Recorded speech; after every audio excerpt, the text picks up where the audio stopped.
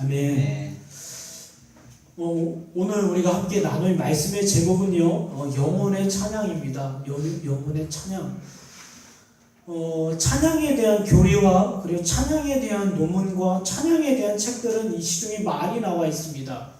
어떤 것이 예배이고 어떤 것이 하나님께 온전히 올려드려지는 예배인지에 대해서 많은 책들과 많은 논문이 나와 있는데요.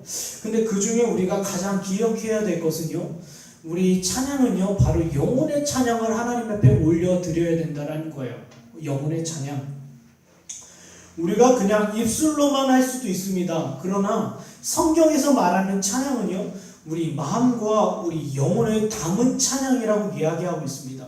시편의 찬송에 보면요, 시편 찬송은요, 그냥 입술로, 그냥 의식적으로, 그냥 행위적으로 했던 찬송은 하나도 없어요. 예.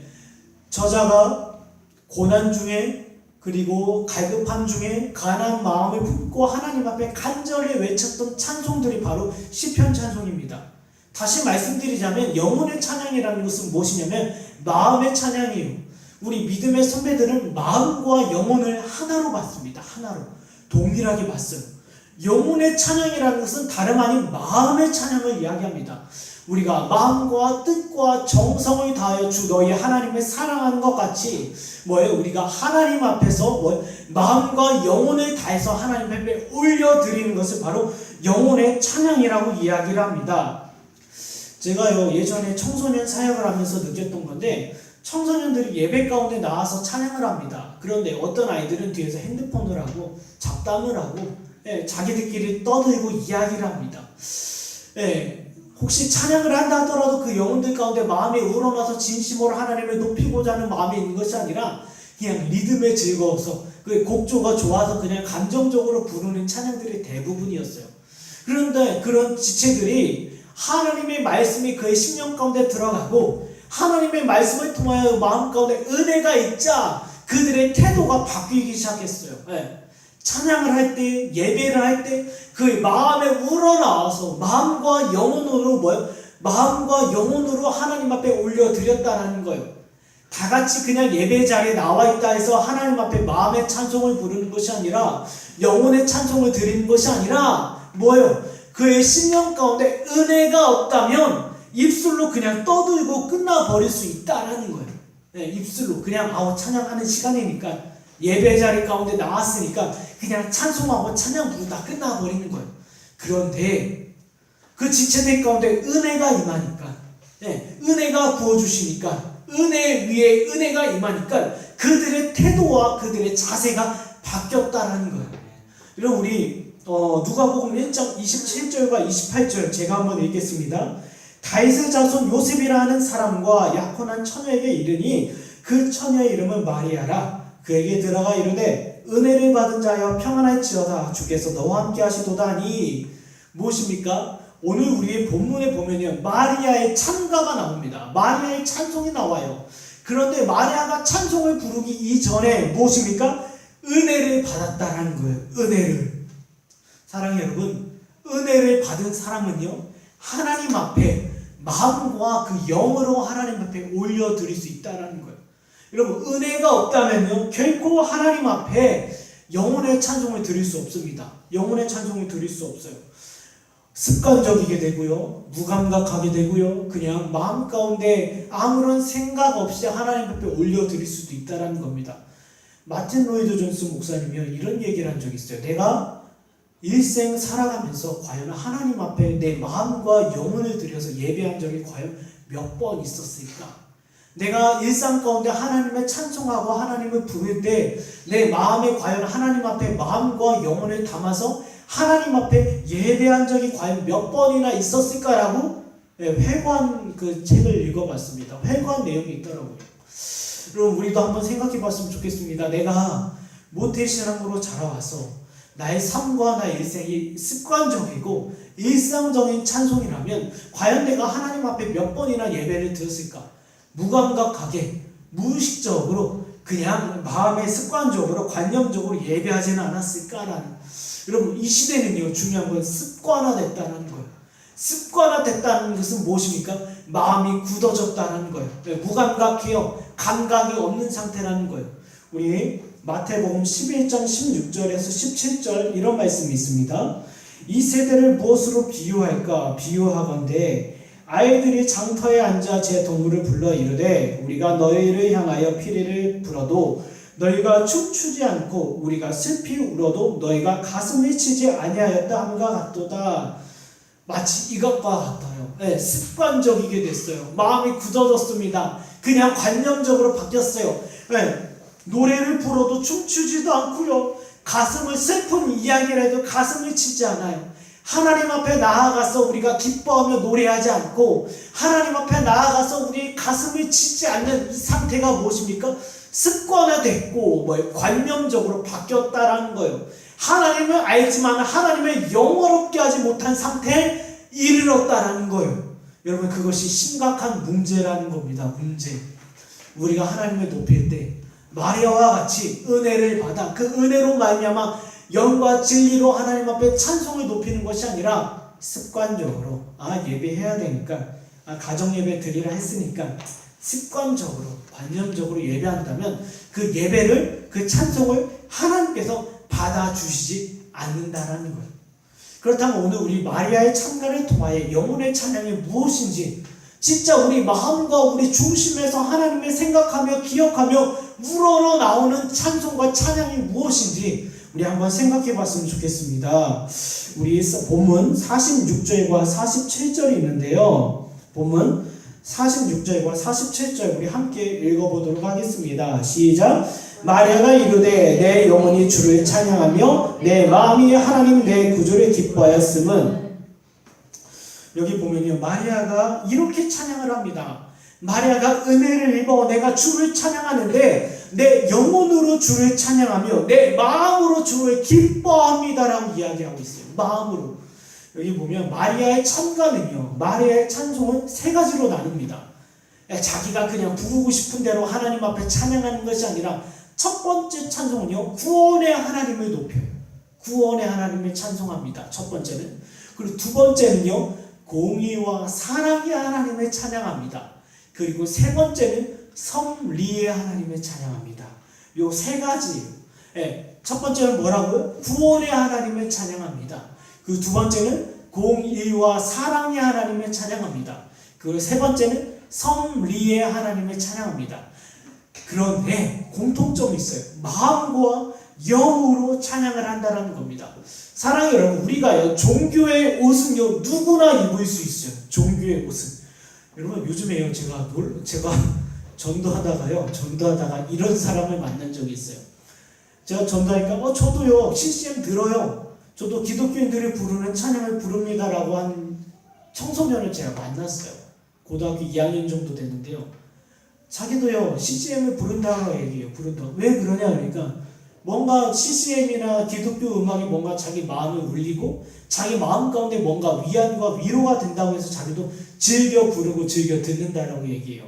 제가 모르는 CCM도 있더라고요. 모르는 찬송도 있더라고요. 부르면서 제가 이렇게 생각해 봤습니다. 과연 이들의 찬송을 통하여 하나님께서 영광을 받으실까라는 질문을 제가 던지게 되었어요. 여러분 불신자도요 세상에 속한 사람들도요 얼마든지 찬양을 부를 수도 있어요. 종교의 옷을 입고 찬양을 부를 수도 있고 습관적으로 중얼거릴 수도 있습니다. 그러나 그들의 찬송은 마음의 찬송이 아니라는 거예요. 그들의 찬송은 영혼의 찬송이 아니라는 거예요. 하나님께서 받아주시는 찬송이 아니라는 거예요. 왜요? 그의 마음 가운데 이미 자기 자신의 육신의 소망을 두고 자기 세상의 정욕을 두고 자기 부인 없이 하나님의 베푸시는 은혜 없이 자기의 것으로 자기의 기분으로 높이기 때문이에요. 그러나 마리아는 지금 자기의 것으로 하나님 앞에 높이는 것이 아니라 하나님께서 주신 마음으로 하나님께서 그 영혼에게 베푸신 은혜로 찬송을 하기 시작했다는 거예요. 그러니까 그 입술에서 무엇이 나옵니까? 구원의 하나님에 대해서, 공의와 사랑의 하나님에 대해서, 섭리의 하나님에 대해서 찬송하는 거예요. 하나님이 듣고자 하는, 하나님께서 영광 받고자 하는 그 영광의 제목들이 그의 입술에서 나오기 시작한다는 거예요. 여러분 종교의 옷을 입고 있다 해서 하나님을 높일 수 있겠습니까? 우리가 이 자리에 앉아있다고 해서 불신자가 찬송의 소리를 높인다고 해서 불신자가 CCM을 중얼거린다고 해서 그것을 통하여 하나님께서 영광 받으시겠냐라는 거예요. 마리아를 통하여 받으시는 하나님의 제목 무엇입니까? 하나님이 원하시는 대로 하나님이 기뻐하시는 그 제목들이 마리아의 입술을 통하여 나오기 시작하다라는 거예요. 이 48절부터 보면 이런 제목들이 나옵니다. 48절과 50절 우리 한 목소리를 읽도록 하겠습니다. 시작. 그의 여종의 비천함을 돌보셨습니다. 보라 이제 후로는 만세의 날을 보겠다 일컬으리로다. 능하신 이가 큰 일을 내게 행하셨으니 그 이름이 거룩하시며 긍휼하심이 두려워하는 자에게 대대로 이르는도다. 마리아의 첫 번째 찬양, 하나님께서 베푸시는 은혜로 말미암아 그의 가슴과 그의 심령에서 우러나오는 첫 번째 찬양은 무엇입니까? 구원의 하나님을 찬양한다라는 거예요. 구원의 하나님을 높인다라는 겁니다. 마리아는요 자기의 비천함을 깨달은 사람이에요. 여러분 여기서 비천함이라고 했을 때요 자신의 경제적인 문제를 이야기할 수 있습니다. 여러분 당시 목수와 결혼했다라는 것은 상대적으로 경제적으로 여유롭고 풍요롭다는 것을 의미하는 것은 아닙니다. 물질적으로 사회적으로 가장 낮은 신분이었고요. 물질적으로 굉장히 어려웠다라는 것을 이야기합니다. 목수와 약혼을 했어요. 목수와 결혼을 합니다. 그렇게 부유하지 않았어요.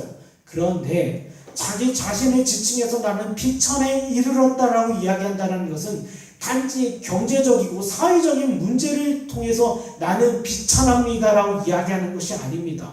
마리아는요 어떤 사람입니까? 나는요 죄로 말미암아 너덜너덜해진 나는 약한 인간에 불과합니다라는 것을 깨닫는 거예요. 하나님을 찬송하고 하나님을 높일 때 구원의 하나님을 높일 때 자기 자신에 대한 깨달음이 있다라는 거예요. 세상에 속한 사람들은 마리아가 메시아를 낳았다고 해서 위대하게 보지만 메시아를 낳았다라는 그 위대함이 아니라 마리아조차도 예수 그리스도가 없다면 구원받을 수 없는 연약한 인간에 불과했다라는 거예요. 죄로 말미암아 너덜너덜해지는 자기의 상태를 바라보고 구원의 하나님을 찬송한다라는 거예요. 지난주에요 마리아를 복있다고 하는 것이 무엇입니까? 복있다라는 것은 두 가지예요. 하나님의 말씀을 의심 없이 믿었다라는 것이 복있다라는 것이고요. 두 번째는 하나님 앞에 구원의 도구로 쓰임받았다라는 것이 복있다라고 제가 말씀드렸습니다. 그렇다면 이렇게 복있는 영혼이 하나님 앞에 구원의 하나님을 찬양하는 데 있어서 자기 자신의 지층에서 나는 비참합니다. 나는 비참합니다라고 이야기하는 이유가 있어요. 무엇입니까? 자기는 죄인이라는 거예요. 여기 우리 누가복음 15장 14절에서 16절입니다. 이런 말씀이 있습니다. 다 없앤 후 그 나라에 크게 흉년이 들어 그가 비로소 궁핍한지라 가서 나라 백성 중 한 사람에게 붙여 사니 그가 그를 들로 보내어 돼지를 치게 하였는데 그가 돼지 먹는 쥐염 열매로 배를 채우고자 하되 주는 자가 없는지라. 마치요 비참함에 이르렀다는 상태 바로 이런 상태예요. 여러분 탕자가요 아버지를 떠났습니다. 아버지를 떠났다라는 것은 하나님 앞에 죄를 범했다라는 거예요. 하나님을 멸시하고 하나님을 떠난 상태를 지금 탕자로 표현하고 있다는 겁니다. 여러분 죄인된 상태의 비천함 어떠한 상태입니까? 이방 민족 가운데 하나님을 알지 못하는 세상에서 하나님을 알지 못하는 세상에서 가장 비참하고 가장 굶주린 상태에 이르렀다는 거예요. 그것이 죄인의 상태입니다. 죄인의 상태는요 하나님을 알지 못하는 세상에서 여러분 돼지를 쳤다라는 건 무엇입니까? 유대인들은 돼지를 부정한 짐승으로 여겼어요. 세상에 더럽다 여겼던 그 돼지 앞에서 돼지의 쥐염 열매를 구하면서 비참하게 살 수밖에 없는 인생을 바로 죄악된 상태라는 거예요. 여러분 죄악된 상태는요 무엇입니까? 더러운 것을 취하고 더러운 상태에 있다는 것을 지금 이야기하고 있어요.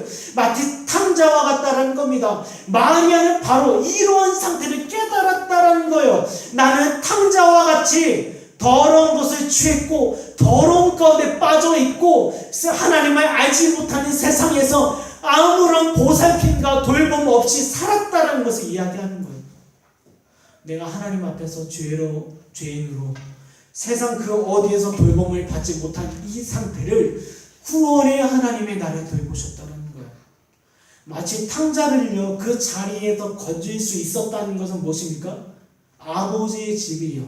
내가 돌아갈 곳이 있다. 내가 돌아간다면 나의 아버지가 나를 기다리고 계시다. 그것이 그에게 복음이 되었다는 거예요. 마찬가지입니다.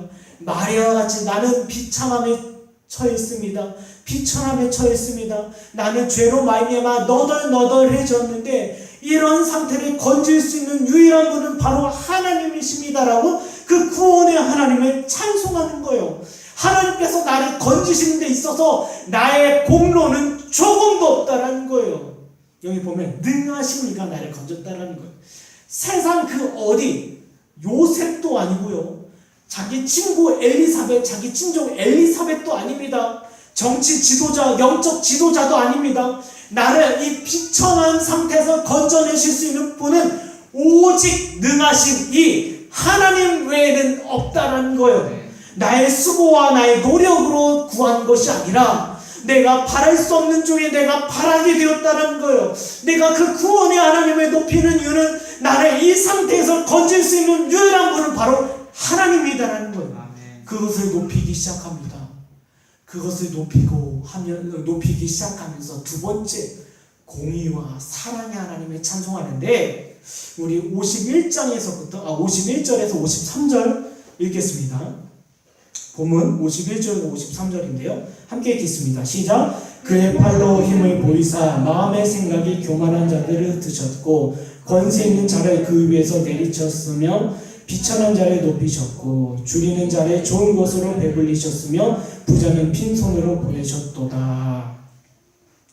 여기 내용을 보면요, 오늘날의 찬양과 달라요. 오늘날의 찬양은요 자기의 감정이나 자기 기분대로 흥얼거리면서 찬송을 합니다. 자기 기분대로 찬송을 합니다. 자기 마음의 생각대로 찬송을 합니다. 그런데요 마리아의 찬송은 다릅니다. 마리아의 찬송은 무엇입니까? 하나님의 말씀을 통하여 계시된 그 하나님을 높이는 거예요. 공의와 사랑의 하나님을 찬양하는 겁니다. 자기 기분과 자기 생각과 자기 판단과 자기 이해대로 하나님을 높이며 찬송하는 것이 아니라 성경 말씀 가운데 계시된 그 하나님을 찬양하는데 여기 보면 이런 사람이 나옵니다. 교만한 자들이 나옵니다. 권세 있는 자들이 나옵니다. 부자들이 나옵니다. 이 특징은 무엇입니까? 하나님께서 그의 합당한 진노를 교만한 자들과 권세 있는 자들과 부자들에게 내리신다는 거예요. 내리신다는 것. 그럼 여기서 교만한 자와 부자와 권세자들의 특징이 있습니다. 로마서 1장 21절인데 제가 읽겠습니다. 하나님을 알되 하나님을 영화롭게도 아니하며 감사하지도 아니하고 오히려 그 생각이 허망하여지며 미련한 마음이 어두워졌나니. 그럼 자기가 돈이 있어요. 나는 권세가 많습니다. 그런 사람들이 하나님을 떠난 게 아니라 그 마음에 하나님 두기를 싫어하는 사람들을 교만한 자, 권세 있는 자, 부자라고 표현합니다. 여전히 자기 육신의 방법대로, 자기 육신의 기분대로, 자기 욕심대로 살아가는 사람들, 그리고 세상에서 만족과 세상에서 위로를 얻고자 하는 사람들, 세상의 가르침대로 추구하며 순종하며 그 길로 나아가는 사람들을 권세자요, 부자요, 교만한 자라고 지금 이야기하고 있는데 이들을 향하여 하나님의 합당한 진노를 내린다고 지금 마리아는 찬송을 합니다. 그런데 반면에 이런 사람들이 있어요. 하나님 앞에서 자기를 낮추고 하나님 앞에서 그 심령이 낮아지고 하나님 앞에서 그 도우심을 구하는 자들, 상대적으로 비천한 자들, 연약한 자들, 가난한 자들에게 하나님, 사랑의 하나님께서 그 은혜를 베푸신다는 것을 지금 노래한다는 거예요. 자기의 생각과 자기의 합리적인 이성대로 노래를 하는 것이 아닙니다. 오늘날 시대에 공의의 하나님을 찬양하는 거 본 적 있습니까? 공의의 하나님을 높입니까? 아니죠. 사람들을 볼 때 하나님, 나는요 공의의 하나님, 심판의 하나님보다는 사랑의 하나님이 좋습니다라고 얘기하면서 사랑의 하나님을 많이 노래하지 않습니까? 많이 놀이하고 많이 이야기합니다. 그러나 성경에는 두 가지를 이야기하고 있어요. 공의 하나님입니다. 공의와 사랑의 하나님, 합당한 진노를 내리시는 하나님, 그의 심령이 교만하여져서 하나님 앞에 순종하지도 않고 하나님의 정하신 법도대로 순종하고 따르지 않은 그들을 향하여 내리기로 작정한 합당한 진노와 심판이 있다라는 것과 동시에 룻과 같이 하나님 앞에 낮은 심령으로 나아가는 자들에게 사랑의 하나님의 은혜가 있다라는 것을 지금 마리아는 찬양하는 거예요. 다시 말씀드리자면 이런 것과 같습니다. 하나님 앞에서 자기와 같이 자기의 비천함을 바라보고 자기의 죄의 상태를 깨닫고 하나님 앞에 낮은 마음으로 나아가는 자들에게 하나님의 구원이 임하고, 반면에 하나님의 은혜를 멸시하고 하나님의 살아계심을 거절하고 하나님의 말씀을 무시하고 멸시하는 자들에게는 합당한 진노가 있다라는 것을 지금 찬양하는 거예요. 찬양하는 거예요. 그렇다면 세 번째는 무슨 찬양입니까? 세 번째는 섭리의 하나님을 찬송합니다. 섭리의 하나님. 여기 54절에서 56절 말씀입니다. 본문 54절에서 56절 말씀인데 읽겠습니다. 시작. 그 종 이스라엘을 도우사 긍휼히 여기시고 기억하시되 우리 조상에게 말씀하신 것 같이 아브람과 그 자손에게 영원히 하시리로다 하니라. 마리아가 석 달쯤 함께 있다가 집으로 돌아가니라. 여러분, 섭리의 하나님은 무엇입니까? 지금 마리아가 높이는 이스라엘과 아브람과 그 자손을 하나님께서 기억하셨다라는 것은 무엇이냐면 그냥 육신적 혈통적 이스라엘을 이야기하는 것이 아닙니다. 그냥 혈통적으로 이스라엘이다, 혈통적으로 아브람과 그 자손이다라는 것을 높이며 찬양하는 것이 아니라 하나님께서 역사와 온 열방을 주관하시고 통치하신 그 하나님께서 나를 통하여 오신 이 메시아를 통하여 참 이스라엘, 그리고 이면적 유대인, 그리고 돌 감람나무와 같은 열방과 이방 가운데 흩어져 있는 믿음과 약속의 자손이라 불리는 아브라함의 자손들을 모시고 기억하시겠다는 거예요. 유대인들이 자랑하는 아브라함의 자손이요, 우리는 혈통적 유대인이라는 것을 찬양하고 높이는 것이 아니라 하나님의 그 크신 섭리와 하나님의 은혜대로 이방과 열국 가운데 흩어져 있는 하나님의 자손들, 하나님의 자녀들, 하나님의 약속과 믿음 앞에 순종하는 그들을 향하여 하나님께서 돌보시고 통치하시고 다스리시고 있다는 것을 높인다는 거예요. 높인다는 거예요. 로마서 9장 6절에서 9절에 이런 말씀이 있습니다. 그러나 하나님의 말씀이 폐하여진 것 같지 않도다. 이스라엘에게서 난 그들이 다 이스라엘이 아니요 또한 아브라함의 씨가 다 그의 자녀가 아니라 오직 이삭으로부터 난 자라야 내 씨라 불리리라 하셨으니 곧 육신의 자녀가 하나님의 자녀가 아니요 오직 약속의 자녀가 씨로 여기심을 받느니라. 약속의 말씀은 이것이니 명년 이때 내가 이르리니 사라에게 아들이 있으리라 하심이라. 무엇입니까? 약속과 믿음으로 난 자들이 참 이스라엘이요 참 아브라함의 자손이라는 거예요. 단지 고백으로 종교의 옷을 입고 그냥 입술의 고백으로만 나는 아브라함의 자손이라 이야기한다면 주님께서 이 아브라함의 자손을 돌로도 만들 수 있다라고 말씀하셨어요. 돌로도 만들 수 있다. 그러나 하나님의 섭리 가운데서 이방과 열국과 열방 가운데 흩어져 있는 약속과 믿음으로 난 아브라함의 자손들이 있다는 것을 지금 마리아는 찬송을 하는 거예요. 와, 하나님께서 그 정하신 방법대로 죄로 말미암아 너덜너덜해지는 자기와 같은 그 너덜너덜해지는 인생을 하나님께서 돌보시고 그 구원의 하나님을 찬양합니다. 죄로 말미암아 너덜너덜해지는 그들을 돌보시는 구원의 하나님을 찬양하며 자기와 같은 죄인들에게 사랑의 하나님으로 은혜를 베푸시고 반면에 하나님의 은혜와 하나님의 사랑을 거절하고 거부하는 그 마음에 하나님 두기를 싫어하는 자들에게는 심판과 공의의 하나님을 찬송하고 공의의 하나님을 높이고 동시에 자신과 같이 하나님의 약속과 믿음으로 난 자들을 향하여 하나님의 섭리와 하나님의 은혜가 베풀고 있다는 사실을 뭐예요? 지금 높이고 찬양한다는 거예요. 결론적으로 말씀드리자면, 이 본문의 내용을 말씀드리자면 마리아는 자기 생각과 자기 판단과 자기 기분대로 찬양하지 않았어요. 시편에 나와 있던 찬송대로, 시편의 기자들이 노래했던 그 찬송대로, 다윗이 51장에 노래했던 그 찬송대로 자기 마음의 가난함을 갖고 하나님 앞에 공의와 사랑의 하나님을 높이면서 동시에 뭐요? 이 땅 가운데 여전히 변함없이 일하시고 통치하시고 다스리시는 그 섭리의 하나님을 높였다라는 거예요.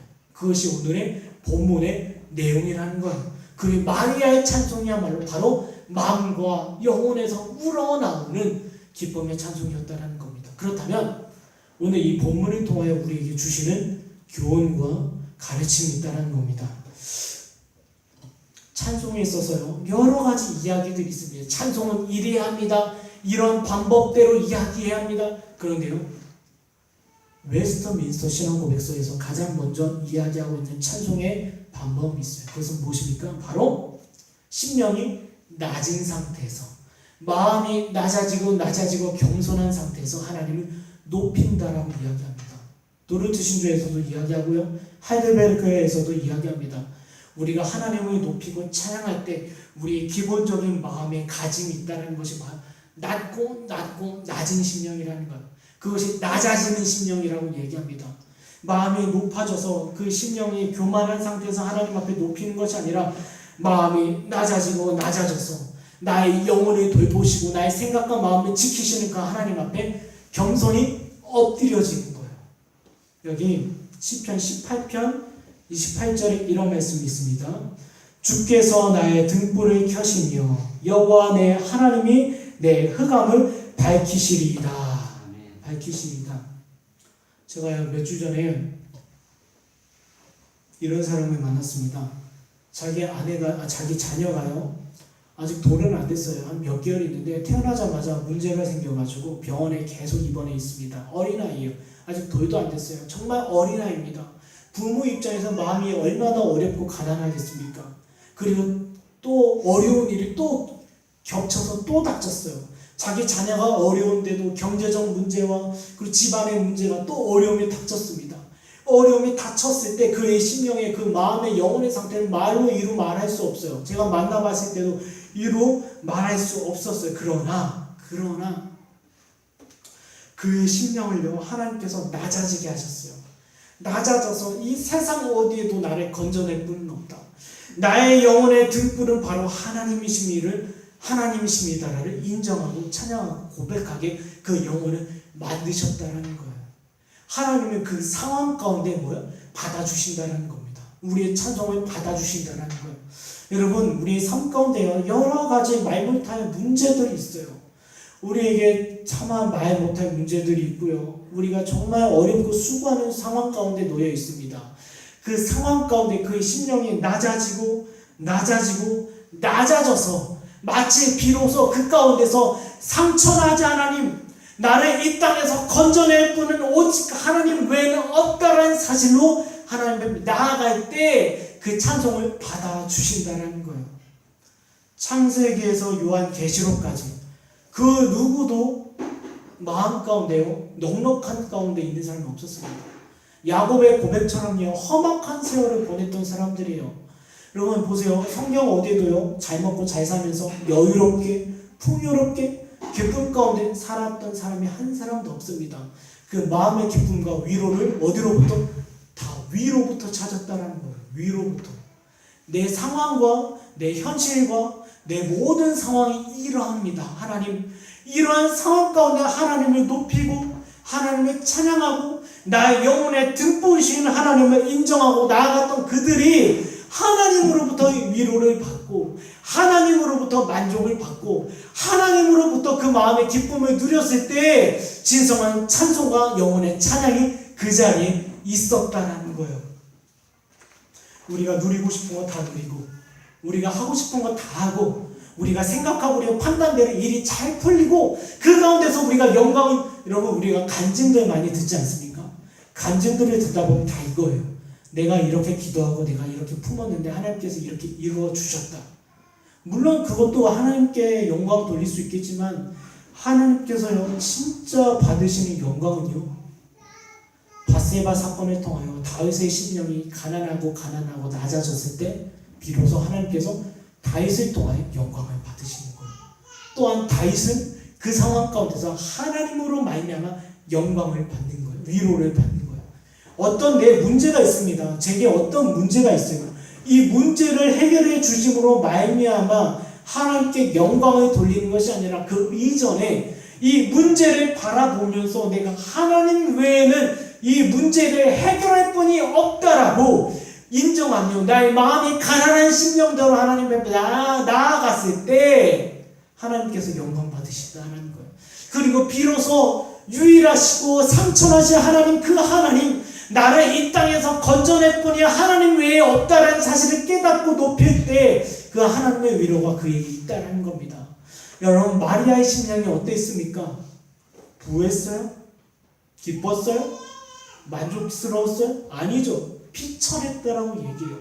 비천한 심령 가운데 하나님을 찬송할 때 그 하나님으로 말미암아 뭐예요? 그 마음의 위로와 넉넉한 기쁨이 있었다라는 거예요. 사랑하는 여러분, 여기 이사야서, 제가 이사야서 66장에 자주 얘기하는데 이사야서 66장 2절입니다. 나 여호와가 말하노라. 내 손이 이 모든 것을 지었으므로 그들이 생겼느니라. 무릇 마음이 가난하고 심령에 통회하며 내 말을 듣고 떠는 자, 그 사람을 내가 되보려니와. 사랑하는 여러분, 영혼의 찬송은 무엇입니까? 낮아지는 심령에서 굴리는 찬송입니다. 여러분 기억하십시오. 영혼의 찬송은 육신의 기쁨과 육신의 만족으로 울려지는 찬송이 아니라 우리 마음과 우리 심령이 낮아진 상태에서 불리우는, 하나님 앞에 돌리우는 찬송이라는 거예요. 그 찬송 앞에 하나님께서 뭐요? 기억하시고 돌보신다라는 것이 오늘의 교훈입니다. 그렇다면 이 교훈을 우리 삶 가운데 어떻게 적용해 보겠습니까? 여기 보면 적용점을 보면요, 끊임없이 우리의 마음과 우리 내면을 살펴야 된다는 거예요. 내 마음이 혹시 교만해져 있지는 않은가? 내가 하나님 없이도 내가 이 넉넉히 문제를 이기면서 살아가지는 않는가? 내가 하나님 없이도 내가 어느 하루 하나님을 찾고 부르짖지도 않아도 내가 지금 아무 문제 없이 살 수 있는가? 점검해 보라는 거예요. 여러분, 기독교는요 마음 종교입니다. 여러분, 기독교는요 육신의 종교가 아닙니다. 제가 종교란 표현을 써서 죄송한데 기독교는요 육신의 종교가 아니라 마음의 종교예요.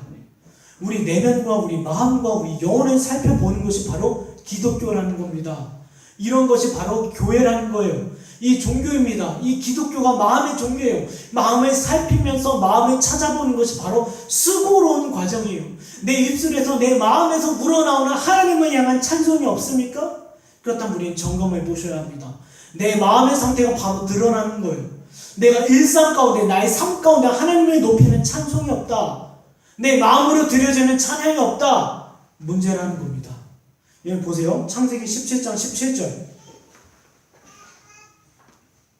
보면 아브라함이 엎드려 웃으며 마음속으로 이르되 100세 된 사람이 어찌 자식을 낳을까? 사라는 90세니 어찌 출산하리요 하고. 여러분, 여기서 문제는 무엇입니까? 엎드려져 있어요. 하나님 앞에 엎드려져 있습니다. 하나님의 경배하고 하나님의 예배한다라고 나와 있으면 그 마음에 있어서 하나님의 말씀을 의심하고 있다는 거예요. 우리가 하나님을 높이고 하나님을 찬양하고 하나님 앞에 엎드려 있지만 우리가 속으로 의심과 그리고 마음 가운데 불순종 가운데 나아가 있다는 거예요. 우리가 교회 가운데 예배 가운데 나아갑니다. 예배 가운데 나아가서 우리 마음을 지키고 마음을 붙잡지 않는다면 우리가 하나님 앞에 엎드려 있다 하더라도 하나님을 높이지 못하고 하나님 앞에 예배하지 못하고 오히려 그 마음이 심령이 의심과 불순종 가운데 빠질 수 있다는 거예요. 그래서 사랑하는 여러분, 마음을 지키셔야 되는 것이 우리의 실천의 첫 번째입니다. 첫 번째요. 마음을 지키는 가운데요, 우리가 하나님 앞에 예배하는데요, 예배의 찬송의 종류가 두 가지입니다. 우리가 하나님을 높이는 찬송이 찬송은 두 가지요. 첫 번째는 외적인 찬송입니다. 외적인 찬송. 외적인 찬송은요, 누구든지 할 수 있어요. 누구든지 교회 가운데 나아가서 입술을 벌려 하나님을 높일 수 있습니다. 그리고 누구든지 가정 가운데 예배 드릴 수 있고요, 혼자 하나님 앞에 찬송을 부를 수 있어요. 누구든지 할 수 있어요. 그러나 내적인 찬송은요, 아무나 할 수 없어요. 내적인 찬송은 무엇입니까? 날마다 자기 마음과 자기 심령을 살피면서 코람데오예요. 코람데오. 날마다 하나님 앞에, 하나님이 내 앞에 계시다는 사실 앞에 살아가는 거예요. 하나님 내 앞에 계십니다. 행동을 조심하고 말을 조심하고 태도를 주의하는 것, 그것이 바로 예배라는 거예요. 그것이 바로 내적인 예배라는 거예요. 내 자신을 살피고 내 마음을 살펴서 일상 삶 가운데 수고하고 애쓰는 것이 바로 내적인 예배라는 겁니다. 내적인 찬송이라는 거예요. 외적인 찬송이 있습니다. 외적인 찬송이 있습니다. 그리고 내적인 찬송이 있어요. 외적인 찬송은 누구든지 할 수 있어요. 그러나 마음을 지키며 그 심령 가운데 하나님 앞에서 살아간다는 것, 내적인 찬송은 아무나 할 수 없다라는 겁니다. 여러분, 우리의 삶 가운데 이 외적인 찬송과 내적인 찬송이 다 함께 있어야 됩니다. 여러분, 이 두 찬송이 우리 가운데 있을 때 제가 말씀드렸죠. 코람데오 하나님, 내 앞에 살아계신 하나님. 지금 마리아의 찬송 가운데 무엇입니까? 그 영혼의 찬송 가운데 무엇입니까? 내 앞에 살아계신 하나님을 인정하며 모시는 거예요.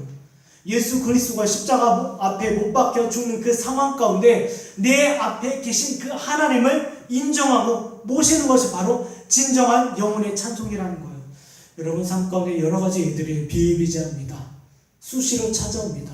그때 누구를 인정해야겠습니까? 사람을 인정해야 된다고요? 아니요. 하나님을 인정하는 저와 여러분들에게 간절히 소망합니다. 잠언 3장 6절에 이런 말씀이 있습니다. 너는 범사의 그를 인정하고 그리하면 내 길을 지도하시리라. 내 뜻과 내 상황과 내 환경에 맞지 않다고 해서 하나님을 부정하고 부인하여 하나님을 떠나버리는 것이 아니라 상황과 환경 가운데서 겸손히 하나님을 주목하며 바라보며 내 내적인 찬송 가운데 있는 것이 바로, 외적인 찬송 가운데 있는 것이 바로 저와 여러분의 본분이라는 거예요. 본분. 그래서 학생들이 이렇게 얘기합니다. 제가 대학교 시절에 학생들을 훈련시키면서 이랬습니다. 컨닝의 자리 가운데서 컨닝할 수 있다. 그러나 너의 심령이 하나님 앞에 서 있다면 결국 컨닝할 수 없다라는 거예요. 많은 학생들이 다 컨닝합니다. 성적 나오면 뻔해요. 그 친구들의 점수가 더 높고 자기는 떨어집니다. 상대적으로. 그러나 중요한 건 우리는 하나님 앞에 있다는 거예요. 그것이 바로 내적인 예배라는 겁니다. 비록 무화과나무 잎이 무성하지 못하고 포도 열매가 없으며 감람나무에 소출이 없으며 밭에 먹을 것이 없으며 우리의 양이 없더라도 나는 여호와로 말미암아 즐거워하며 구원의 하나님으로 말미암아 기뻐하는 것이 바로 저와 여러분의 본분이라는 거예요. 그것이 바로 영혼의 찬송이라는 거예요. 외적인 찬송은 누구든지 할 수 있습니다. 그러나 내적인 찬송은 하나님의 자녀가 아니고서는 감히 할 수 없다는 거예요. 여러분, 우리의 삶을 한번 돌아봤으면 좋겠습니다. 다시 일주일이 지나갔습니다. 또 다른 일주일이 시작이 됩니다. 이런 식으로 몇 주만 지나면 2017년도 지나갑니다. 시간이 지남에 따라 저와 여러분이 하나님 앞에 설 날이 얼마 남지 않았고, 과연 내가 그 일상 가운데서 내가 과연 내 영혼의 찬양, 마음의 찬양을 하나님 앞에 과연 몇 번이나 드렸는지 한번 우리를 점검하며 살피시는 저와 여러분에게 간절히